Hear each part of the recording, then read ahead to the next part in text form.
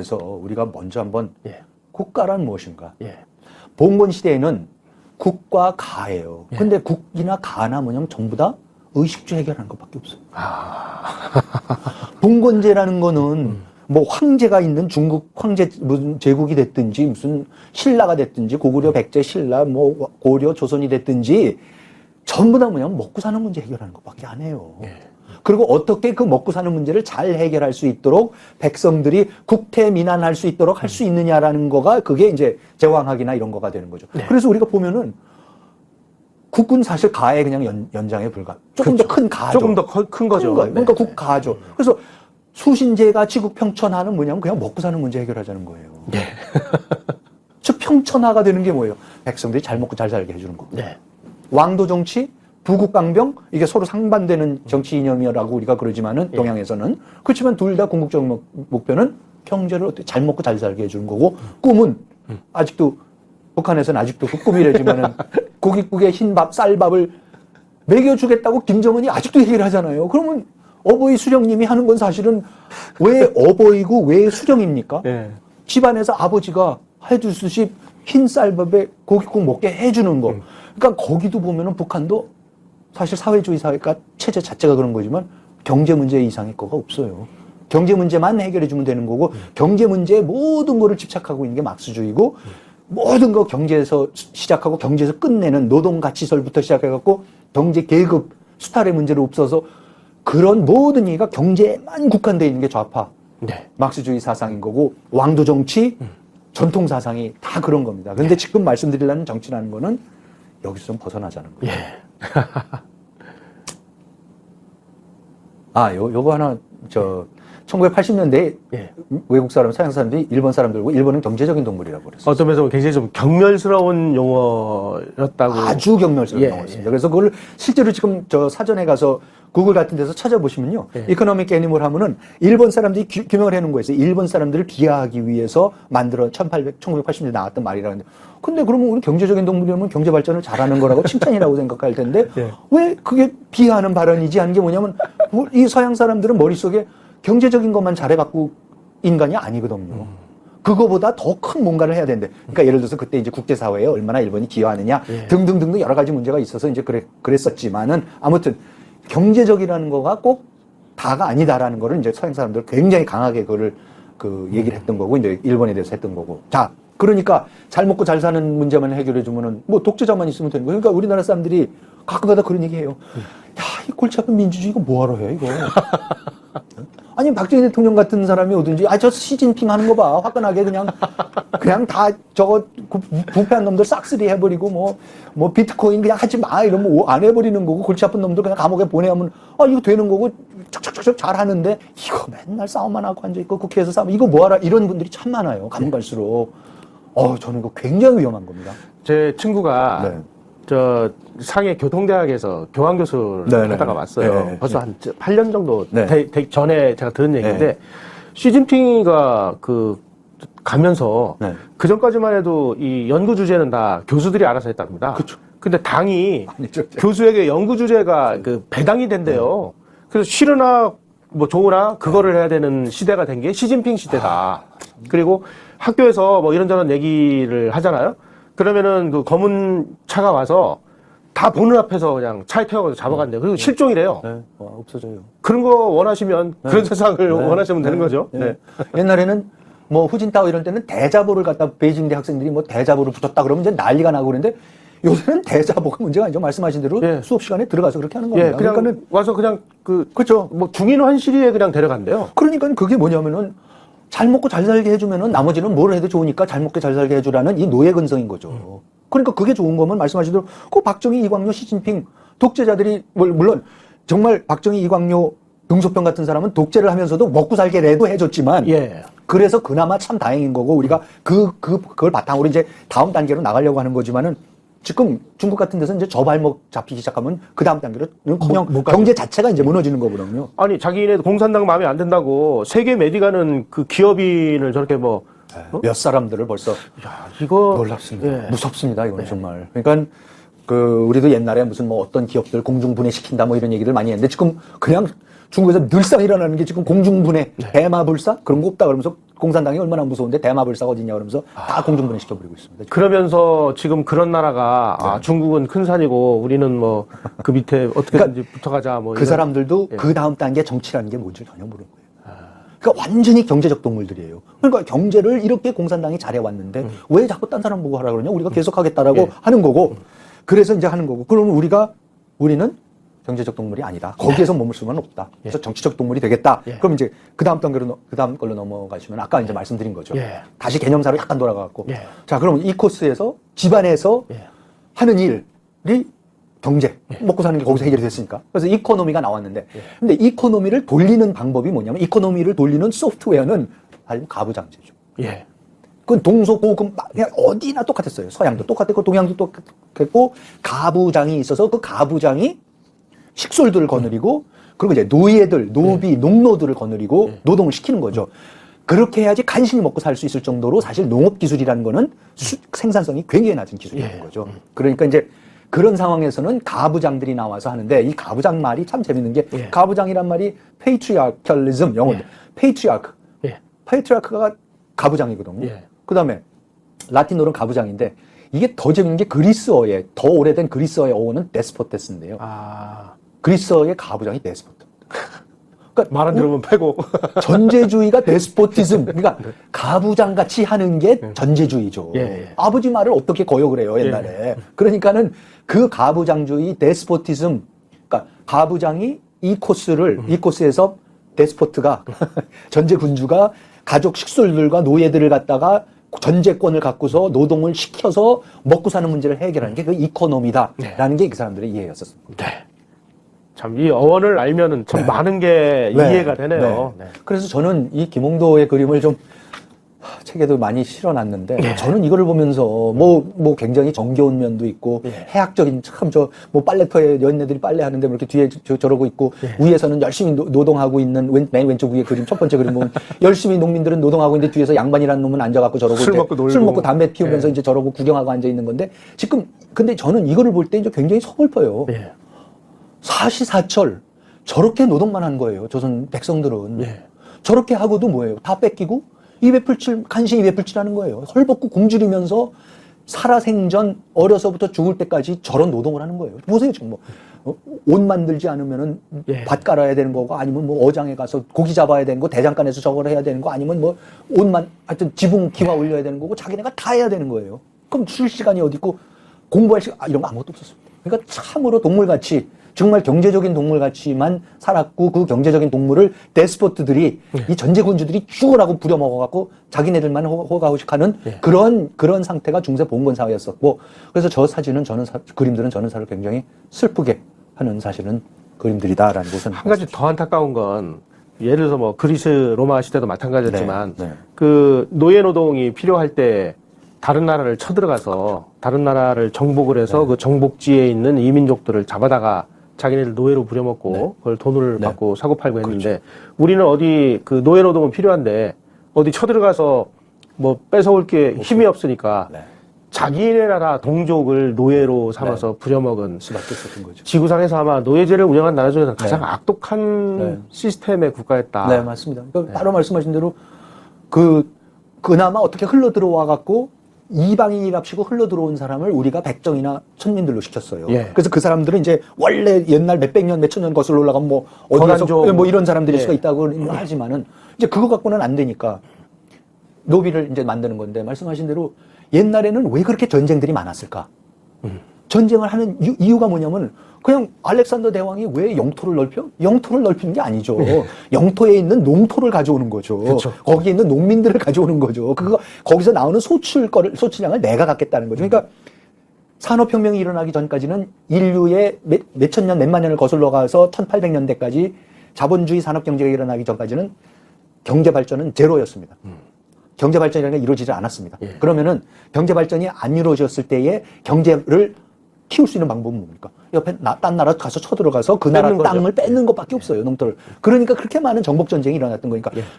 정복전쟁은 경제발전 수단이었다. 그건 이제 전근대 사회에서 이제 그랬던 거죠. 그러니까 말씀하신 대로 우리는 정복은 당하고 맨날 인질로 가서 뺏겨가서 몇십만씩 뺏겨가고 거기에 가서 이제 뭐 그 노동을 해줘야 되고 그런 비극적인 역사를 겪으면서 우리는 뭐 어디 가서 뺏을 수가 없으니까 말씀하신 대로 그냥 네. 우리 인구의 반 아니면 그 이상을 노예로 만들어 버리는 거죠. 네. 그러니까 이제 그렇지만 어쨌든 그게 현실이었다. 네. 그게 전근대 사회, 자본주의 산업 경제가 일어나기 전까지의 사회였다는 걸 말씀드립니다. 그러니까 이제 그 가족 단위로 먹고 사는 문제 해결을 위해서 이제 아둥바둥하고 요거를 조금 더 키우면 이제 국가가 되는 거고 그런데 네. 먹고 사는 거 해결된다고 해서 이게 다가 아니라는 게 이제 더 큰 문제인 것 굉장히 같아요. 큰 문제. 이 다음 거 하나만 더 보여주시면요. 예. 요거. 예. 이게 제가 근데 제가 이제 한번 요걸 집어넣은 이유가 뭐냐면 예. 전제주의 우리가 가부장제 그러면 우리 굉장히 나쁜 거다. 네. 죄송한 말씀이지만 우리 한국 사람들은 저 자신을 포함해서 이 가부장주의에서 못 벗어나는 것 같아요. 왜냐하면 가부장주의가 온종주의라는 거거든요. 파터널리즘. 내가 아버지니까 내 자식들 온종. 끝까지 책임을 져야죠. 예. 그리고 그런 그러한 자애로운 자비로운 아버지가 있는 자애로운 왕이 현군이 명군이 다스리는 나라의 백성들은 정말로 따뜻한 어버이 품에서 아주 편하게 행복하게 네. 그렇죠? 살 수가 있어요. 나의 위치를 알고 기꺼이 나의 임무를 다하고 역할을 다하면서 이 가부장주의와 온종주의라는 거는 사실 그런데 동양에서만 그런 것도 아니고 한국에서만 그런 것도 아니고 서양에서고 어디고 다 사실은 다 가부장주의와 온종주의입니다. 이게 정치라는 게 민주주의라는 거가 결국은 이 온종주의를 가부장주의를 극복해야 된다는 말씀과 같은 말씀이 되는 건데 그게 참 무서운 것 같아요. 무서운 겁니다. 우리는 이걸 알아야 되는데 이 부분을 이제 착각들 하시는 것 같아요. 민주주의가 되면 모든 게 다 좋아질 것 같다고 웃기는 소리죠. 현군이 나와서 예. 뭐 세종대왕이든 뭐 또 뭐 하여튼 영정조대왕이 됐든 하여튼 어떤 성군이 나와서 이 폭군이 아닌 성군이 나와서 잘 경제정책도 잘해주고 다 잘 다스려줄 복지정책도 잘해주고 이렇게 잘 다스려줄 어떤 한 사람을 뽑으려고 찾으려고 그러는데 그게 아니에요. 그게 있나요? 그런 게 없는 거고 그거를 뽑으면 그거는 봉건제, 군주제를 하자는 거고 독재자를 뽑자는 거지. 근데 민주주의를 하자는 게 아니다. 그리고 그게 굉장히 무서운 게 그게 우리 굉장히 깊숙이 있는 온종주의인데 이 온종주의가 저는 이제 가장 잘 구현된 것 중에 하나가 세월호 사건 났을 때. 예. 세월호 사건 났을 때 정말 나라가 슬픔에 빠져 있고 완전히 갈라져 갖고 광화문에서 이제 그 유가족들이랑 나와서 그렇게 이제 시위를 하고 있었고 그랬는데 예. 아무도 이걸 어떻게 할지 모르고 나라는 이제 완전히 찢어지고 있고 그래 비탄에 빠져 있는데 그때 프란치스코 교황이 우리나라에 왔었어요. 예. 그래서 프란치스코 교황이 와갖고는 가서 그 유가족들을 광화문광장에 가서 위로하고 그러면 전부 다 와서 울면서 신자가 아니든 신자든 간에 그리고 전 국민이 그 교황이 와서 아니 가톨릭 신자가 10%밖에 안 된다는데 전 국민이 양반이 어디 가고 생중계 방송이 되고 난리가 나는 거예요. 그래서 저는 이제 정치학자로서 아니 왜 이런 현상이 일어났어요? 아 그렇구나. 우리 국민은 이 따뜻한 아버지의 품이 그립구나. 이렇게 자애로운 아버지가 와서 그래 괜찮아 잘 될 거야 위로해 줄 수 있는 거 슬픔에 동참해 줄 수 이런 거를 원하는 거구나. 그래서 그러면서 제가 보면서 아 카톨릭 교회 온종주의 가부장제를 가장 완벽하게 아직도 구현하면서 실천할 줄 아는 그 봉건 체제의 마지막 상징이구나. 네. 그리고 어떻게 보면 이제 삼강오륜 4대 자소 이런 데서 우리가 원하는 그 올바른 자애로운 아버지상 이런 거를 나타내는 게 온종주의다. 그런데 이게 가부장제다. 이게 전제주의다. 그거를 이제 우리가 근데 극복해야 된다라고 하는 거죠. 우리의 교황은 굉장히 이렇게 부풀려진 개념이 아닌가 하는 생각이 들어요. 굉장히 부풀려져. 예. 그래서 또 이 신격을 부여하고 싶어 하는. 네. 근데 신격은 있죠. 아니, 네. 그러니까 뭐 교회 내에서 보면 신격은 네. 있는데, 그거를 굉장히 그 세속적인 정치 제도에 네. 이렇게 갖다가 붙여가지고, 네. 그거를 여기서는 왕이 있고 황제가 더 높은 거니까, 황제 밑에 속방에 왕이 있는 거니까 여기는 그럼 이제, 황이다. 황이다. 그래서 네. 교황이라는 말을 이제 갖다 붙인 것 같은데. 재밌네요, 아주. 재밌습니다. 네. 자. 예. 그런데 이제 이제 여태까지 이제 온종주의가 뭐고, 이코노미가 뭔지를 말씀드렸는데, 이걸 이제 어떻게 극복하느냐. 그럼 이 사람들은 뭐냐면요. 어떤 가부장들은 어떤 전직군주 데스포트들은 경제를 잘 운영을 해요. 노예도 잘 갖다 운영을 하고 식솔도 잘 부려서 절대 권력을 잘 이용을 해서 경제를 효율적으로 운영을 하는 거죠. 그러니까 뭐 박정희 대통령이든 등소평이든 이광료든 이런 지혜로운 성군 독재자들이 나와가지고 경제를 굉장히 효율적으로 우선 돌려갖고 먹고 사는 문제를 해결하는 것뿐만 아니라 뭡니까? 잉여란 서플러스라는 걸 이제 창출하기 시작합니다.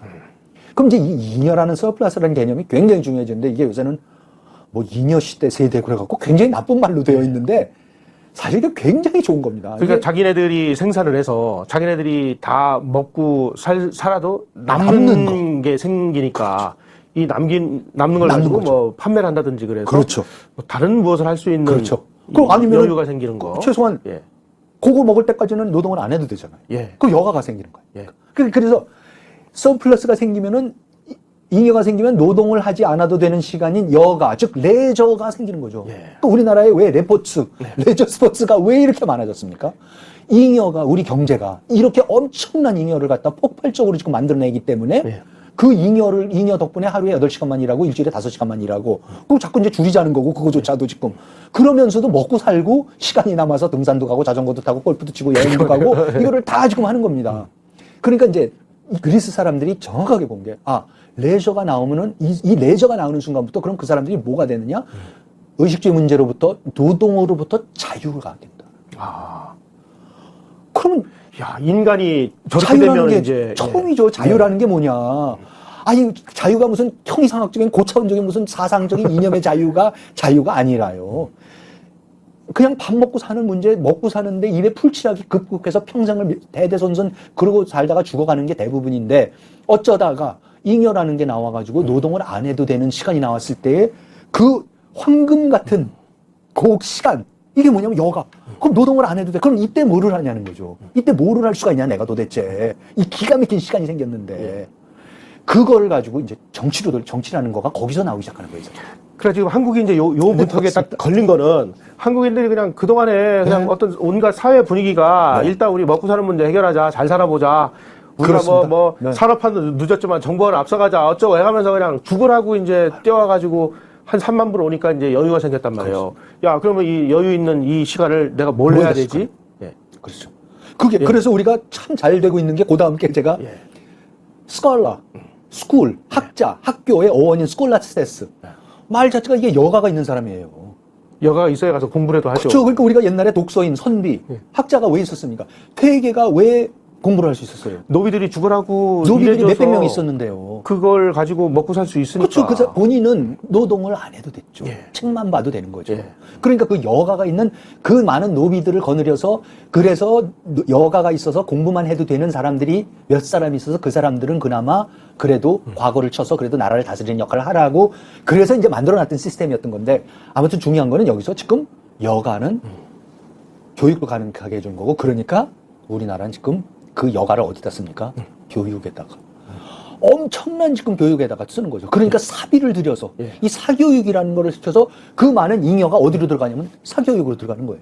그러니까 이제 또 다시 먹고 사는 문제로밖에 지금 환원이 안 되는 거고 뭐냐면 그 아이가 그래서 더 좋은 대학을 가야지 또 좋은 직장에 가서 먹고 살 수 있게 되니까 그냥 끊임없이 먹고 사는 문제 속에서 이 쳇바퀴에서 전혀 지금 벗어나지 못하고 있어서 잉여가 생겨도 그 잉여라는 게 결국은 또 더 잘 먹고 살 수 있는 다음 세대 사교육비에다가 지금 집어넣어서 그 아이를 여가를 갖는 교육을 하는 게 아니라 족쳐가지고 공부하는 노동자로 만들어버린 거죠, 또. 그러니까 이 사회가 얼마나 지금 불행합니까? 여가는 생기는데 하나도 여유롭게 느끼지 않고 여가가 줘야 되는 어떠한 그 삶의 이게 좋은 삶인가? 이게 잘 사는 삶인가 하는 문제가 나올 수밖에 없어요. 부모들은 자식 새끼 또 뭐 어디 또 국내 교육기가 마음에 안 든다고 또 뭐 미국 유학 보내가지고 그 학비 대고 생활비 낸다고 그렇습니다. 그냥 허리가 휘고 이렇게 사는 게 우리 진짜 삶이냐? 네. 이제 이런 거를 우리가 이제 냉정하게 얘기할 때가 온 것 같아요. 예. 그럼 이제 서양 사람들은 어떻게? 그래서 이제 다음 거를 보시면 이제 이 사람들은 뭘 생각했느냐. 자, 필요로부터의 자유란 무엇인가 우선 다시 한번 정리합니다. 필요로부터의 자유다. 영어로 freedom from want예요.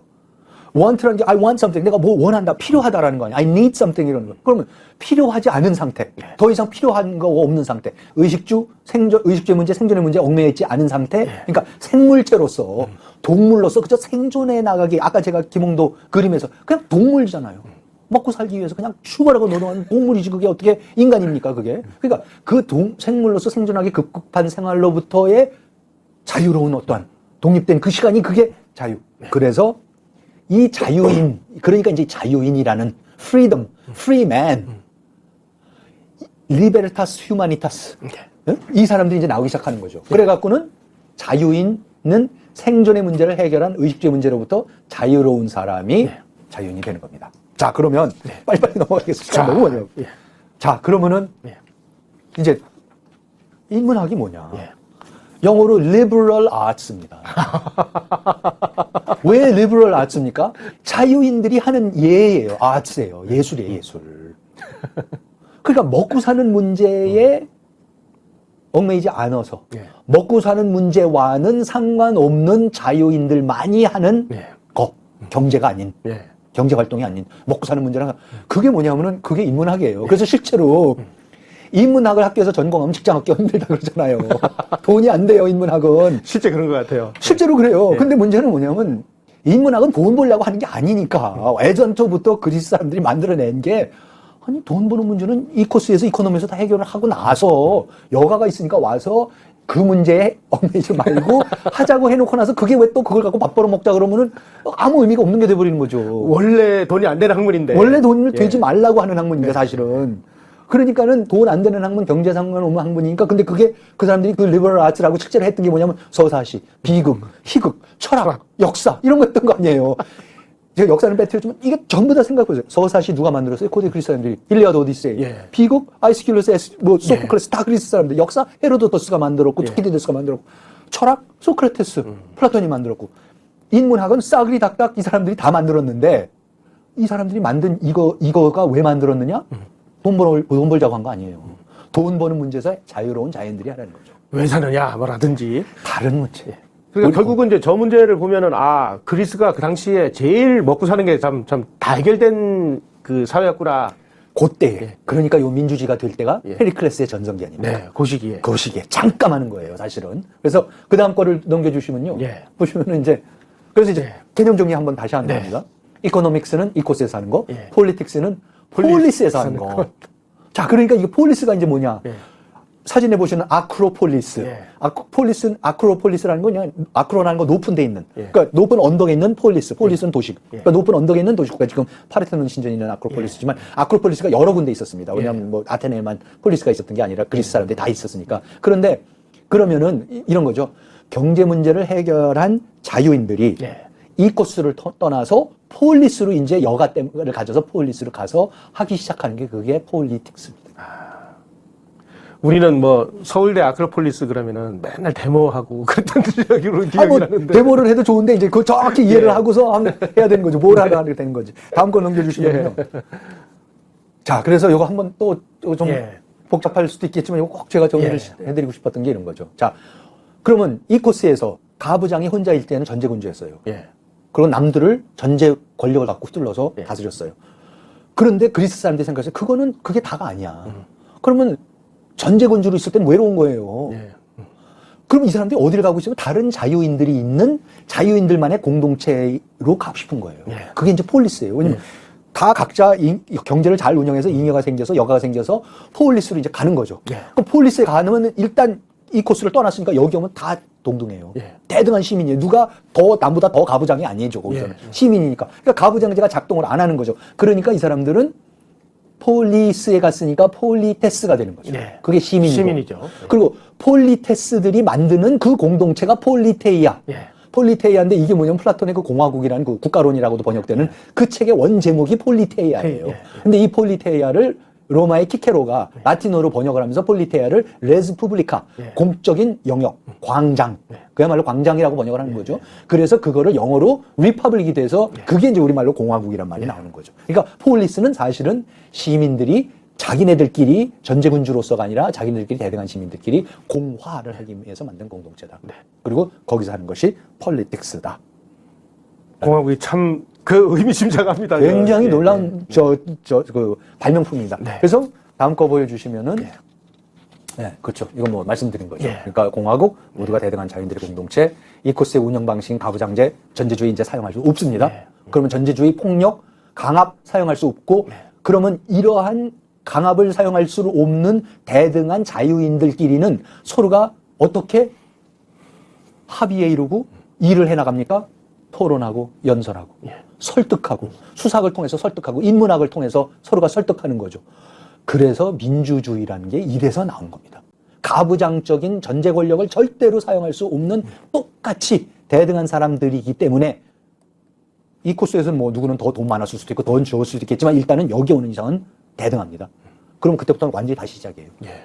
이때는 네가 재산이 많고 네가 재산 이거 아무 상관없는 얘기입니다. 어차피 다 경제 문제로부터 자유로운 사람들이고 이때부터는 경제 문제 안 논하지 않습니다. 그리고 우리가 어떻게 이 공동체를 꾸려나갈 건가, 우리가 여기서 뭘 할 건가, 경제 문제로부터 자유로우니까 자유인들이니까 어떻게 자유인다운 삶을 살아갈 것인가 문제를 하기 시작하는 게 정치입니다.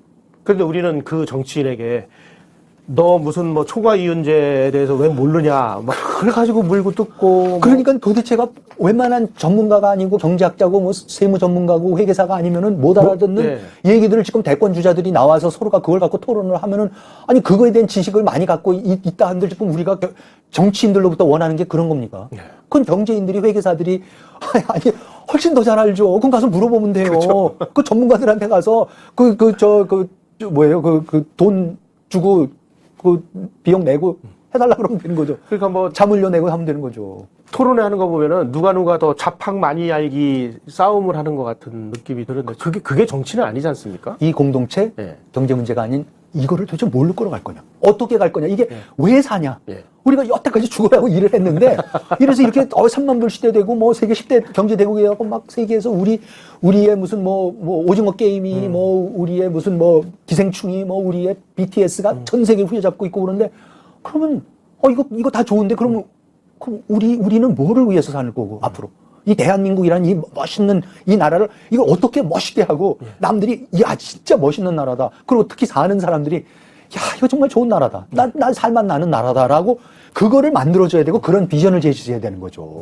근데 그 부분이 정치의 영역이죠. 그러니까 그런 게 정치의 영역이고 뭔가 꿈을 줘야 되는 거고 이거를 극복할 수 있다라는 희망을 줘야 되는 거고 사실 유명한 제가 책에서 이제 나중에 다 소개하고 부록에 잔뜩 실어 놓은 유명한 연설들을 보고 그러면은 너무나 낙담하고 있고 너무나 희망이 없고 나라가 갈갈이 찢어져 있고 완전히 패망 일보 직전에 있고 말도 안 되는 비극적인 사태 앞에서 지도자가 나와가지고 연설로서 이거를 어떻게 극복해 나갑시다 라면서 그 분란을 잠재우고 아픈 상처를 위로를 해주고 말도 안 되는 상황에서 용기를 줘서 싸울 수 있는 힘을 주고 이런 역할을 해내는 그 감동을 주는 거가 정치의 역할인데 우리가 한국 정치에서 그런 감동을 느껴본 적이 언제가 있는 거며 그 감동을 못 느껴주게 하고 있는 그 정치 때문에 지금 한국 사람들이 우리 국민들이 전부 다 정치 식상을 하고 있고 이거 정치 민주주의 뭐하러 해?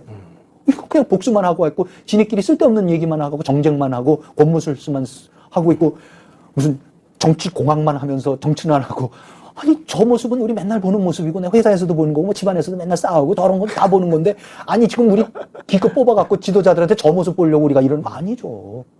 제가 그 트로이라는 영화를 참 여러 번 봤는데 그때 이제 그리스가 쳐들어오니까 그렇죠. 헥토르 왕자가 딱 그 기병대 앞에서 칼을 딱 뽑아들고 하는 연설이 이래요. 제군들이여, 나는 나를 사랑하고 내 가족을 사랑한다. 그리고 내 가족이 사는 내 이 공동체를 나는 사랑한다. 이 사랑하는 공동체를 위해서 우리가 지키다가 죽자. 그래 나가서 싸우는 거예요. 나와 내 가족과 우리 공동체의 안전. 지도자는 그게 핵심 아닙니까? 핵심. 너무 정확히 짚으셨어요. 희생이에요. 자기 목숨 바치는 거고 희생하는 겁니다. 그러니까는 인류 역사의 모든 위대한 지도자들이 다 군인들이 참 많았고 나가서 싸우다가 죽은 사람들이 많아요. 그러니까는 미국 같은 나라나 뭐 호주도 그렇고 영국도 그렇고 물론 전쟁을 한다는 건 나쁜 거지만은 그 사람들은 전쟁을 한다 하면서 나라를 위해서 죽어요. 실제로 많이 죽지 않습니까? 또 그런 사람들을 다 적응이 존경하고. 그러니까 그 공동체를 위한 그 영어로 이제 ultimate sacrifice. 더 이상 할 수 없는 최고의 희생을 하는 거죠. 근데 이제 꼭 그런 희생만 해야 되는 건 아니겠죠. 여러 가지로 희생할 수 있는. 근데 저는 정치인들이 가장 감동 주는 게 손해보는 모습 보여주는 거라고 생각해요. 경제에서는 손해보면 안 되죠. 경제 활동에서 손해보면 안 되는데 정치에 나와서는 양보하고 타협하고 희생하고 손해볼 줄 아는 거예요. 그거에 사람들이 감동을 해요. 모든 영화나 지금 트로이 말씀하셨고 모든 대서사시나 비극 작품이나 모든 영화나 전부 다 희생이고 양보고 타협이고 그게 지도자예요. 그런데 놀랍게 사람들은 그걸 그렇게 원해요. 그것만 해주면 돼요. 그 모습이 그렇게 갈구가 되는데 그 모습을 지금 우리 정치인들한테서 우리 정당에서 그 모습이 안 보여요.